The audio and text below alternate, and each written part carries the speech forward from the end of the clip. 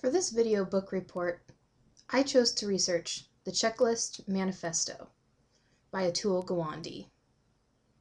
I'll be your MC for the evening. My name is Kylie Johnson. Why did I choose this book to do my book report on? Well, honestly, it was the only audiobook that I could find that I could listen to from beginning to end on the 300-mile journey from Portland, Oregon to Wenatchee, Washington, my hometown. Listening to it on the radio of my car, I was trying to make sense of why this book applied to quant methods. It was just a whole bunch of gory medical stories. How does that apply? Gawande spent the whole time talking about doctors and medicine and nurses checking vital signs like blood pressure and heart rate. I was like, okay, well, these are great stories and all, but where's the businessmen in their fancy suits, sitting in their offices for hours and hours, ignoring their families and having to go through files of paperwork?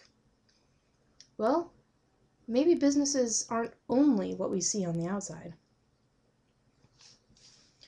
Gawande talks about how checklists can save hours, dollars, jobs, and even in some cases, checklists have saved lives.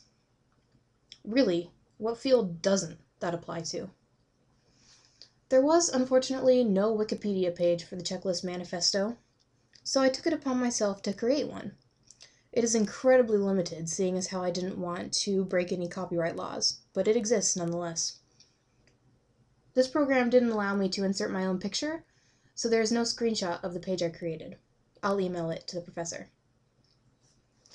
As a firm believer in the power of checklists, my favorite part of this book was the sense of validation I got, knowing that the checklists I use have potentially saved hours of my life from going to waste.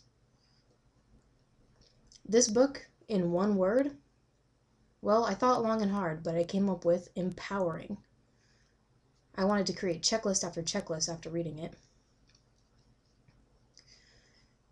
Now me, according to the Myers-Briggs personality type indicator, I'm an ISFJ. And I can say with full certainty that any other ISFJ or SJ in general would adore this book. The power of checklists is truly unbelievable, and as over-organized SJs can appreciate that. But who should read this book? Well, that's a completely different story. Everyone should read this book. It's life-changing. Now this is take 6 of this book report for me. Hopefully I finally get it right. For the conclusion of this report, I challenge each one of you to implement a checklist into your lives to see how much more efficient you can be.